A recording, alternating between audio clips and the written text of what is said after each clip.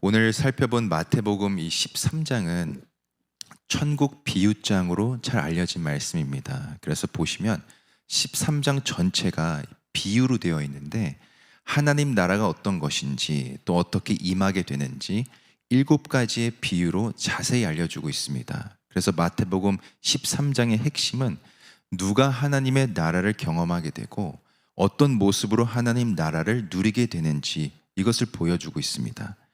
그래서 마태복음 13장은 당시 유대인들에게 던지는 그 메시지가 컸는데, 당시 유대인들은 이 천국을 화려하고 크고 웅장한 것으로 생각했습니다. 그래서 메시아가 오면 크고 화려한 모습으로 올 거라고 생각했는데, 예수님이 비유를 통해 소개한 천국은 그게 아니었습니다. 천국은 죽고 가는 그 화려하고 또 웅장한 곳이 아니라 구원받은 하나님의 자녀들이 이 땅에서부터 누리는 영원한 생명이라는 것을 예수님은 비유를 통해 말씀하신 겁니다. 그래서 오늘 본문은 그 중에서도 이 첫 번째 비유의 말씀인데, 씨 뿌리는 자의 비유를 통해 하나님 나라가 무엇인지에 대해서 보여주고 있습니다. 오늘 말씀을 보게 되면 4가지의 땅의 모습이 나옵니다. 여기서 나온 이 땅은 우리의 마음을 가리키는데, 하나님의 말씀인 그 씨앗이 뿌려지게 됐을 때 어떤 마음일 때 말씀이 심겨져서 열매를 맺게 되는지에 대해서 말해주고 있습니다. 저의 그 장인 장모님께서는 이 경북 영주라는 작은 시골 마을에서 지금 농사를 짓고 계시는데, 한국에 있을 때 제가 한 번씩 이 장인 장모님을 뵈러 가게 되면 이 장인 장모님 따라서 논밭에 나가게 될 때가 있었습니다. 장인 어른께서 항상 저에게 이 농작물을 보여주시면서 이 작은 농작물 하나에도 얼마나 신비롭고 놀라운 하나님의 그 창조 세계가 들어있는지 늘 자주 말씀해 주셨는데, 한 번은 제가 궁금해서 여쭤본 적이 있습니다. 이 농사는 모든 과정을 보게 되면 계절에 맞게 씨를 뿌려야 될 때가 있고 또 모내기 해야 될 때가 있고 뭐 제초 작업해야 될 때도 있는데, 그 중에서 수확을 많이 거두기 위해서 가장 중요하게 생각해야 될 작업이 뭘까 좀 궁금해서 여쭤봤습니다.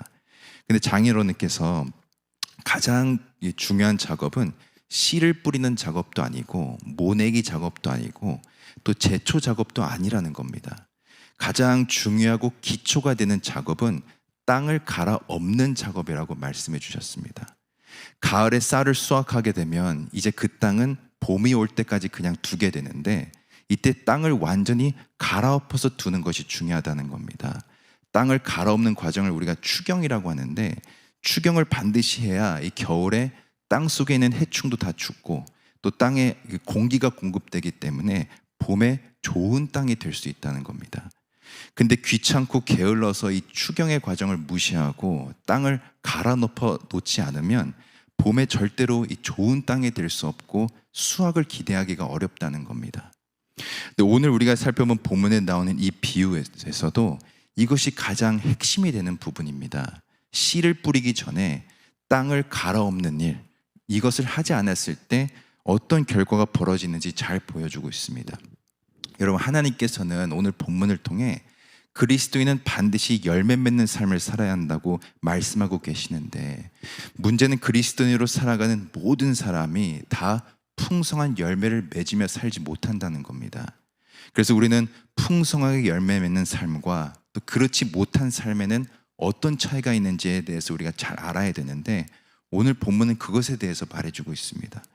오늘 본문에서 예수님은 그리스도인이 풍성한 열매를 맺기 위해서 반드시 좋은 땅을 준비하고 만들어야 한다고 말씀하고 있습니다. 그러니까 씨앗이 떨어질 마음의 밭을 완전히 갈아엎어서 좋은 땅이 되도록 만들어야 된다는 겁니다.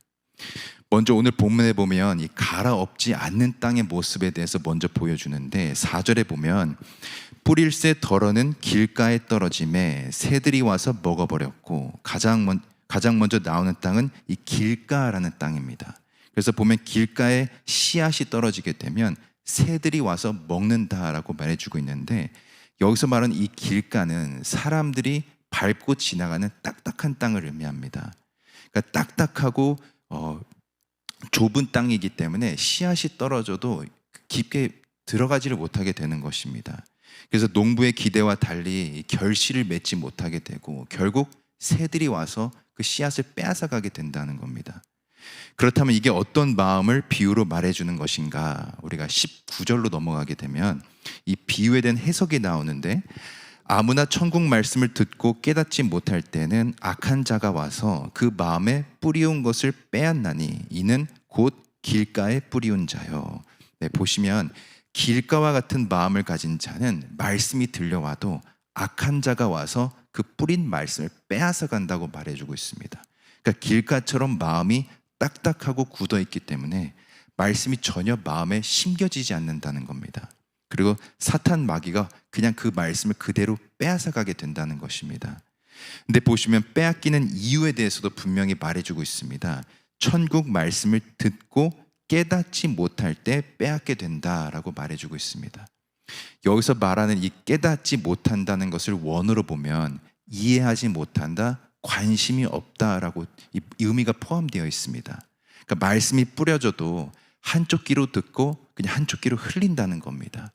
나에게 주시는 하나님의 말씀으로 믿고 받아들여야 되는데 관심이 없기 때문에 전혀 깨달아지지 않는 겁니다. 이게 바로 갈아엎지 않는 땅의 모습인 것입니다. 마음이 완악하고 딱딱해서 말씀을 받아들일 준비가 전혀 되어 있지 않기 때문에 말씀이 아예 들어가지를 않는 겁니다. 여러분, 우리도 마찬가지입니다. 지금도 하나님께서는 우리 마음 가운데 끊임없이 말씀을 심고 계시는데 우리가 말씀에 대해 관심도 없고 말씀이 들려와도 그냥 흘려 듣게 되면 뿌리 내리기도 전에 사탄 마귀가 다 채가게 되는 것입니다. 그렇기 때문에 우리는 늘 말씀에 관심을 가져야 되고 말씀에 대해서 사모하는 심령을 가져야 되는 것입니다. 그래야만 우리의 그 완악하고 딱딱한 마음이 점점 기경되게 되는 것입니다. 두 번째로 나오는 기경되지 않는 땅의 모습은 다시 이제 5절과 6절로 와서 보면, 더러는 흙이 얇은 돌밭에 떨어짐에 흙이 깊지 아니하므로 곧 싹이 나오나 해가 돋은 후에 타져서 뿌리가 없으므로 말랐고. 두 번째 땅은 돌밭이라고 말해주고 있습니다. 이 땅의 특징은 돌로 되어 있는 땅인데 그 위에 흙이 아주 얇게 덮어져 있다는 겁니다. 그래서 보시면 씨앗이 뿌려지면 싹이 나오긴 나오는데 뿌리가 깊지 않기 때문에 해가 돋으면 그 뜨거운 열기 때문에 타서 말라버린다는 겁니다. 그렇다면 이 돌밭이 비유하는 마음은 어떤 마음인가? 20절과 21절에 나옵니다. 돌밭에 뿌리었다는 것은 말씀을 듣고 즉시 기쁨으로 받되 그 속에 뿌리가 없어 잠시 견디다가 말씀을 인하여 환난이나 핍박이 일어날 때에는 곧 넘어지는 자요.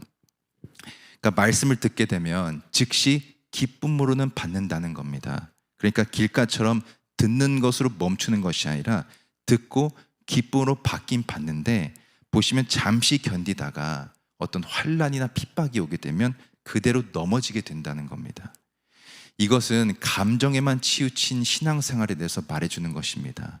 내가 기분이 좋고 또 좋은 일이 생기면 말씀을 기쁨으로 받으면서 하나님이 나와 함께 하시는구나, 은혜가 넘치게 되지만 반대로 내가 기분이 좋지 않고 좋지 않은 상황을 만나게 되면 받은 말씀은 온데간데 없고 하나님이 나와 함께 하지 않으시는구나, 감정에 치우친 신앙생활을 한다는 겁니다. 이게 바로 돌밭 같은 마음이라고 말해주고 있습니다. 그래서 이런 사람의 특징은 자꾸 넘어지게 됩니다. 심지가 곧고 견고해서 한결같은 신앙으로 나아가야 되는데 갈대처럼 감정에 의해 이리저리 휘날리게 된다는 것입니다. 여러분, 하나님께서는 우리가 감정에만 치우치기를 원하지 않으십니다. 주님 안에서 우리가 항상 기뻐하고 쉬지 않고 기도하고 또 범사에 감사하며 살기를 원하시는데 우리의 신앙이 너무 이 개인적인 감정에 치우치게 되면 하나님 말씀이 열매 맺지 못하게 되는 것입니다. 이어서 세 번째 땅은 어떤 땅인가? 7절로 다시 돌아와서 말씀을 보면, 더러는 가시떨기 위에 떨어짐에 가시가 자라서 기운을 막았고. 세 번째 땅은 가시떨기입니다. 여기서 나온 이 가시떨기는 이 기후가 건조한 이 팔레스타인 지역에 흔히 볼 수 있는 식물인데, 이 농부가 밭을 잘 관리하지 않게 되면 사계절 내내 무성하게 자라는 것이 이 가시떨기입니다. 그리고 더 중요한 것은 가시떨기는 이 생존력이 너무 강하다 보니까 한 번 자라나기 시작하면 점점 그 크기를 확장해 나아간다는 겁니다. 그래서 오늘 말씀에도 보면 씨앗이 가시떨기 위에 떨어지면 가시가 자라서 기운을 막는다 말해주고 있습니다. 그러니까 씨앗이 점점 자라야 되는데 반대로 가시가 더 크게 자란다는 겁니다. 그래서 모든 영양분을 빼앗아 간다는 것입니다. 그렇다면 가시떨기에 대한 해석은 무엇인가? 22절로 보게 되면 가시떨기에 뿌려졌다는 것은 말씀을 들으나 세상의 염려와 재래의 유혹에 말씀이 막혀 결실치 못하는 자요. 그러니까 가시떨기와 같은 마음은 말씀을 듣는데 세상 염려와 또 재물에 대한 유혹 때문에 말씀이 더 이상 자라지 못한다는 겁니다. 그렇다면 여기서 말하는 이 세상에 대한 염려와 재물의 유혹은 무엇을 의미하는가? 예수님께서 제자들에게 산상수훈에서 말씀을 하셨는데 무엇을 먹을까? 무엇을 마실까? 무엇을 입을까? 염려하지 말고 너희는 먼저 그의 나라와 의를 구하라. 그리하면 이 모든 것을 너희에게 더하시리라 말씀하셨습니다. 그러니까 이것은 인생의 목적을 세상에 두지 말고 하나님 나라에 두라는 말씀입니다. 마찬가지로 오늘 말씀에서 세상의 염려와 재물의 유혹에 때문에 말씀을 결실을 맺지 못한다는 것은 살아가는 인생의 목적이 세상을 향해 가 있다는 것을 말해주는 겁니다. 하나님의 나라와 의를 구하며 살아야 되는데 마음이 세상에 가 있다 보니까 모든 것이 염려되고 결국 재물을 의지하는 삶이 된다는 겁니다. 이런 마음을 가지고 말씀을 듣게 되면 인생의 염려와 또 재물에 대한 유혹이라는 그 가시가 계속 자라가기 때문에 결국 말씀이 결실을 맺지 못하게 되는 것입니다.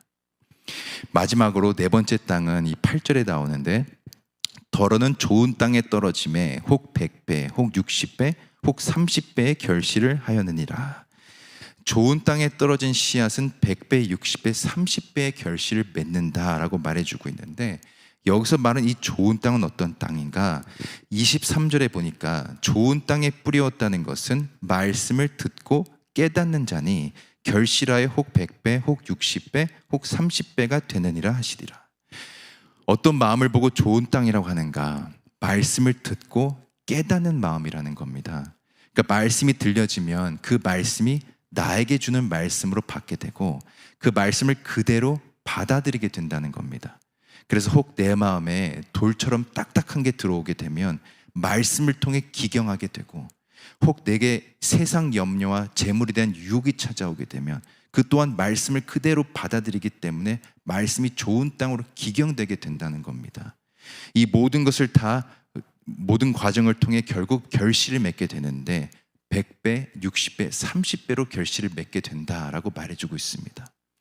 근데 여러분 제가 오늘 말씀을 준비하다가 계속 해결되지 않은 부분이 있었습니다. 말씀을 듣고 깨닫는 마음이 좋은 땅이라고 말씀하고 있는데 그렇다면 말씀을 듣고 깨닫는 마음으로 기경되기 위해서는 우리가 무엇을 해야 되는 걸까? 다른 땅하고 비교했을 때 말씀을 듣고 깨달을 수 있는 뭔가 좀 특별한 게 있어야 되는데 그게 뭘까 생각하면서 말씀을 묵상하는데 좀 흥미로운 것을 발견하게 되었습니다. 19절부터 23절까지 네 가지의 땅에 대한 비유를 해석해주는 말씀을 보면 네 가지 땅에 공통적으로 나오는 표현이 있습니다. 말씀을 듣고라는 표현입니다. 네 가지 땅 모두 말씀을 듣는데 재미있는 것은 앞에 나오는 이 세 가지 땅에 사용된 듣다라는 표현이 다 완료형으로 되어 있다는 겁니다. 그러니까 말씀을 한 번만 듣고 끝낸다는 겁니다. 근데 마지막 좋은 땅에 사용된 이 듣다는 완료형이 아니라 현재형 동사 형태로 되어 있습니다. 그러니까 말씀을 한 번만 듣는 것이 아니고 지속적으로 말씀을 듣는다는 겁니다. 결국 무엇을 말해주는가? 우리의 마음이 기경되어서 좋은 땅이 되기 위해서는 하나님의 말씀을 지속적으로 들어야 된다는 겁니다. 말씀을 사모해서 말씀의 자리에 지속적으로 머물러 있을 때 이례적으로 듣는 그 얇은 믿음으로 끝나는 것이 아니라 말씀이 나의 삶 가운데 뿌리 내리게 되고 결국 말씀이 나의 삶을 살아주시는 그런 은혜, 열매 맺는 삶이 된다는 것입니다. 지금 저희 교회에서 많은 분들이 성경 통독도 하고 계시고 또 제자 훈련도 하고 계시는데 우리가 성경을 읽고 제자 훈련 받을 때 쉽지 않을 때가 있습니다. 또 포기하고 싶을 때가 있습니다. 근데 끝까지 말씀을 통해 하나님과 연결된 삶을 우리가 살게 되면 우리가 생각지도 못한 놀라운 결실과 은혜로 하나님께서 채워주신다는 것입니다. 사랑하는 성도 여러분, 하나님은 우리의 마음이 늘 기경되기를 원하십니다. 우리의 마음을 완전히 갈아엎어서 좋은 땅이 되게 하려면 오늘 말씀처럼 우리가 지속적으로 하나님 말씀 붙들고 가지가 포도나무에 붙어 있듯이 끊임없이 하나님께 영양분을 받으면서 말씀을 통해 하나님과 연결된 삶으로 나아가야 될 줄로 믿습니다. 바라옵게는 우리 모두가 오늘 말씀을 잘 기억해서 말씀을 통한 결실을 100배, 60배, 30배로 맺으며 살아가는 귀한 삶이 될 수 있기를 소망합니다. 오늘도 그런 은혜가 저와 여러분의 삶 가운데 충만히 임하기를 예수 그리스도의 이름으로 간절히 축원드립니다. 함께 기도하겠습니다. 사랑의 하나님, 오늘도 말씀을 통해 은혜 주시니 감사합니다. 저희들 좋은 마음의 밭으로 기경되기를 원하오니 지속적으로 하나님 말씀 사모하며 늘 하나님의 말씀을 붙드는 자들 되게 하시고 말씀이 나의 삶을 살아주시는 놀라운 은혜를 누리게 하여 주옵소서. 오늘도 하나님 말씀 붙들고 살아가는 귀한 성도님들 한 분 한 분 기억하셔서 마음이 옥토로 기경되게 하시고 하나님의 말씀이 마음에 그대로 심겨져서 100배로 결실 맺는 귀한 삶이 되게 하여 주옵소서.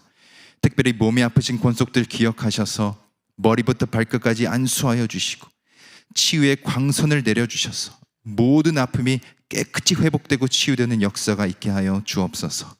오늘 하루도 하나님께 모든 것 맡겨드리며 살아계신 예수 그리스도의 이름으로 간절히 기도드립니다. 아멘. 주기도문으로 기도회를 마치겠습니다. 하늘에 계신 우리 아버지여, 이름이 거룩히 여김을 받으시오며 나라 임하옵시며 뜻이 하늘에서 이루어진 것 같이 땅에서도 이루어지이다. 오늘날 우리에게 이루어할 양식을 주옵시고 우리가 우리에게 죄진 자를 사하여 준 것 같이 우리 죄를 사하여 주옵시고 우리를 시험에 들게 하지 마옵시고 다만 악에서 구하옵소서. 대개 나라와 권세와 영광이 아버지께 영원히 있사옵나이다. 아멘.